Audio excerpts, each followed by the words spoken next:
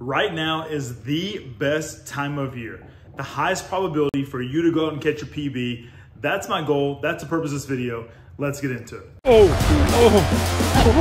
It's not a 3. Monster of a fish.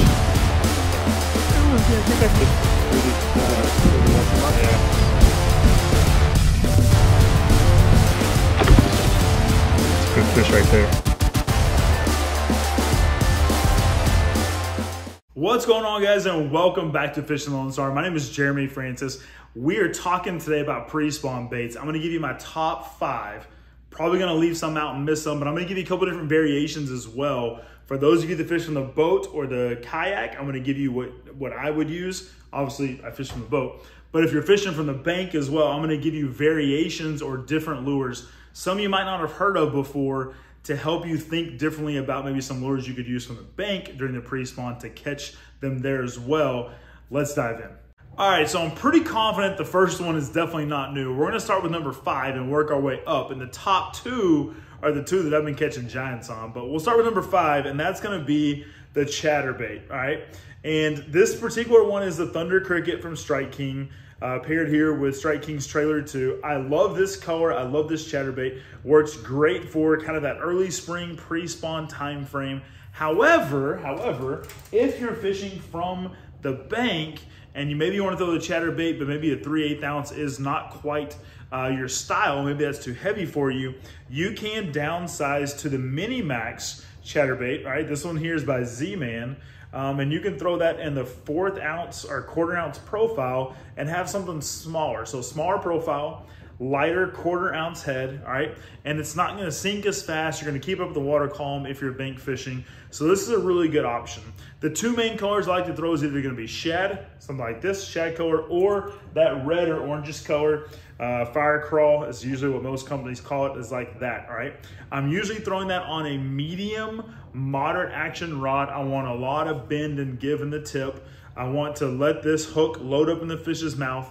Not a quick hook set, but just a sweeping hook set. I'm throwing usually 17-pound fluorocarbon and somewhere around a 7.5 to 1 gear ratio reel, all right?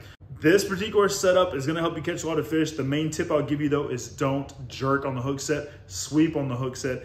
Give the fish the time to get that hook in their mouth, and you'll land more that way. But number 5 right there is the ChatterBait. All right, number 4 on the list. I don't use this one a lot, but I have in January in some very cold water, like 45-degree water temps, and I've caught some giants, and that's gonna be the Lipless Crankbait. All right, so let me show you two different ones that I use, and I'm gonna show you 2 different versions as well. Now, this one over here is the Red Eye Shad from Strike King. I love it. It's come in several of the Monster Bass boxes. I love this particular lure, the Strike King Red Eye Shad. This also is the Incision 69 from Monster Bass. Now, what are the differences? Well, first of all, you'll notice the width, all right? The width of the Red Eye Shad is wider. Incision 69 is slimmer. This one's gonna have less of a wider vibration. It's gonna be very tight, all right? So some of your pressured bodies of water where you don't want more of a louder rattle, more of a bigger wobble, you want something tighter, you're gonna wanna go with the Incision 69.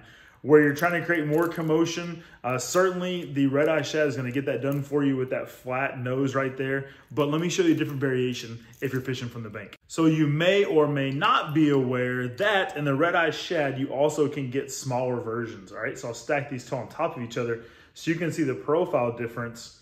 All right, on top is the regular version, 3/8 ounce or 1/2 ounce. The bottom is more of a 1/4 ounce, all right? Now, I will say some of these are gonna get hung up because they're open trebles, but the 1/4 ounce is gonna allow you, again, much like the ChatterBait, to keep that higher in the water column. The smaller profile is probably gonna work well for smaller bodies of water. And so your pond bass may respond better to the smaller bait, the smaller profile, and you're gonna be able to retrieve it better being a 1/4 ounce than the heavier version that's gonna sink faster. So if you're fishing from the bank, if you're fishing shallower water, consider the smaller Red Eye Shad to help you fish when you're fishing from the bank. All right, number 3 on the list. This one's not gonna be new, but I'm gonna give you 3 different variations here of this one as well. And that is gonna be the square bill. Now, I'm gonna show you a couple though of different variations, all right? So first of all, we have the Hammerhead 1.5 square bill from Monster Bass. What's great about this version is it is silent. All right, you say, well, why would I want a silent square bill? Well, again, in pressured bodies of water, smaller bodies of water, or clearer bodies of water, no rattle sometimes gets more bites for you, all right? So the square bill is great. Now, if you're fishing from the bank though, it might get hung up a little bit. I'll come back to that. Let's talk about if you're fishing from the boat and you want to dive a little bit deeper, that's where you're gonna go with like the flat line for monster bass and the flat-sided crank, all right? This is gonna dive 5 to 7 feet, a little bit deeper than your square bill. It's gonna have a little bit of a tighter action, tighter wobble, but that flatter side, that's why it's called the flat line, but the flat-sided cranks are gonna do really well. So I kind of categorize these in the same bucket. They're not exactly the same. This one's a flat-sided crank, this one's a square bill. You can see the profiles, the square bill is wider. But if you're fishing from the bank, let me show you something else you should consider. All right, I love this little lure from Strike King. Caught some fish on it last weekend, and that is the Hybrid Hunter, and this is the junior version. Now you'll notice that L bill is a really unique shape, all right? This particular bill is gonna deflect off of stuff really well. You'll notice it's gonna come through the water right here. And just as I hold it like this, coming through the water, it almost covers this treble hook right here in the front. Right? So it's gonna get hung up a lot less. It's designed to do that. It's actually designed to come through grass really well, but it also only dives like maybe a foot or two. So this particular Hybrid Hunter Junior from Strike King is a great little bait that you can use when you're bank fishing. They make a larger version as well. You can fish from the boat. They make a shallow diving version in the larger version as well. But if I'm bank fishing, I'm definitely gonna break this out because it's gonna stay up in the water column. It's gonna deflect really well, but it's also gonna still get me a lot of bites. All right, now for the setup on both the lipless square bill, flat-sided crank, or this little bad boy here, I'm gonna use usually 14-pound fluorocarbon when I'm cranking. I'm also gonna use a moderate medium power, moderate action rod. I want a lot of bend and a lot of give. This one's actually a fiberglass rod.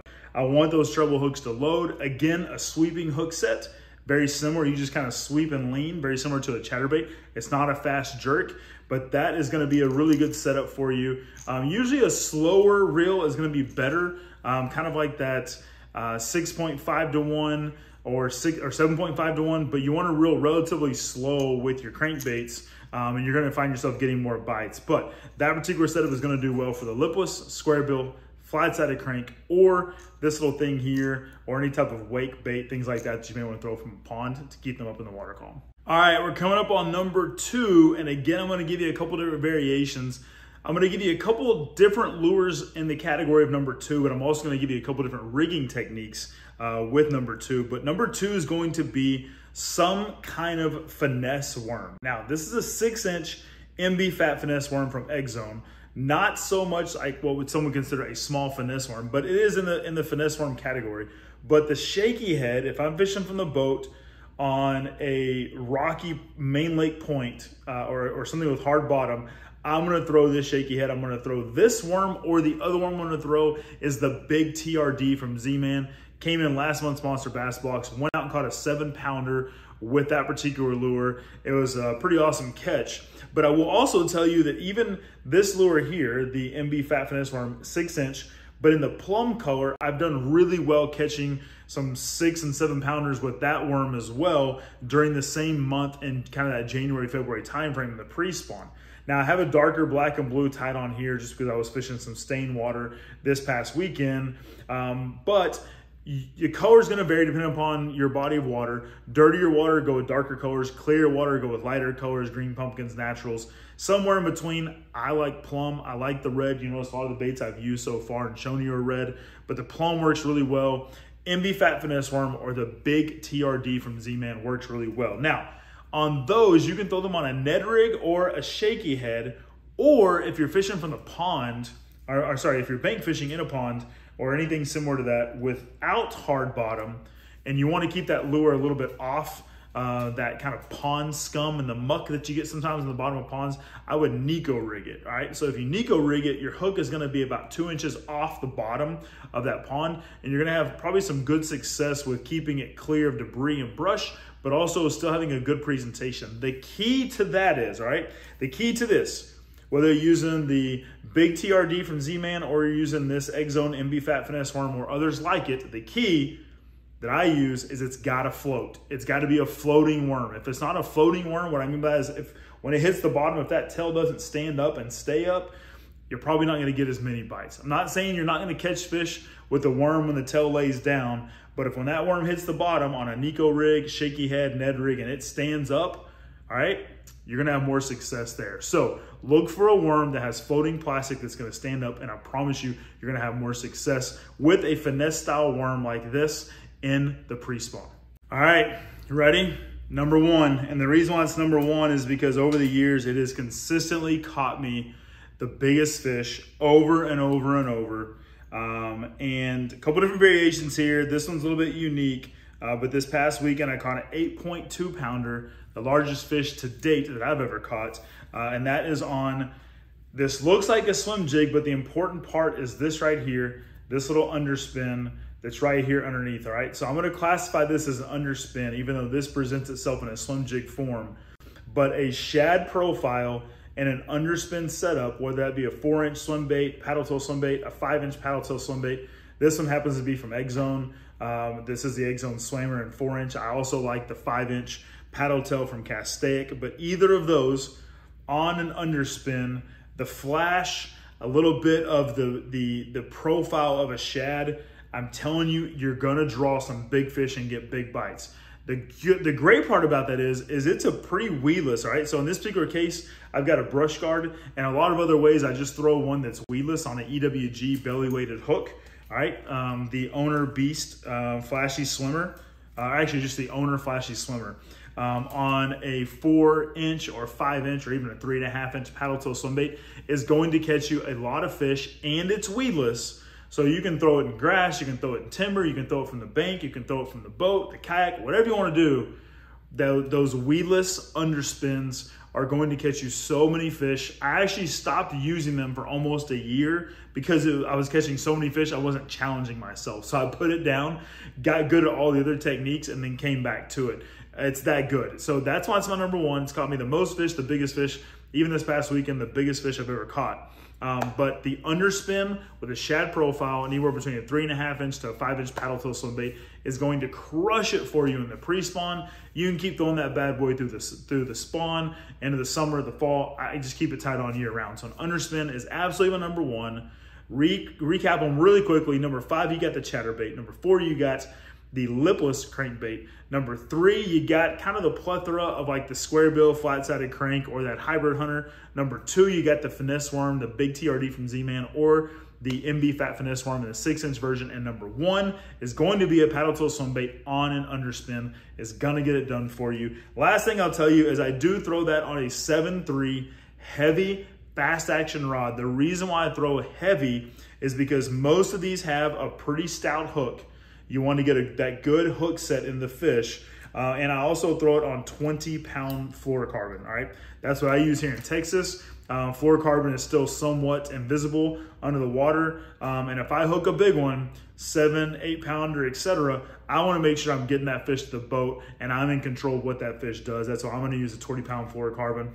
That's 7.3 heavy fast action rod. And I'm usually throwing that on an 8.3 to 1 or a 7.5 to 1 reel. Because if I get a hook set, I want to be in control. I want to get that fish up to me as quickly as possible and get him in the net. So that's my setups. Now, I know what you're thinking. You're probably yelling at me right now that I missed something, probably a jerk bait, a spinner bait, all those kind of things.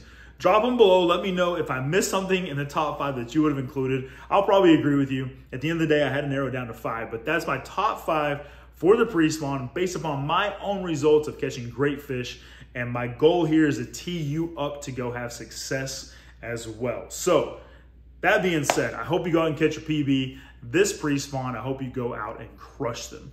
Hey, if you haven't yet, guys, make sure you subscribe right here to Fishing Lone Star. Would love to have you moving forward with a bunch of other videos to come.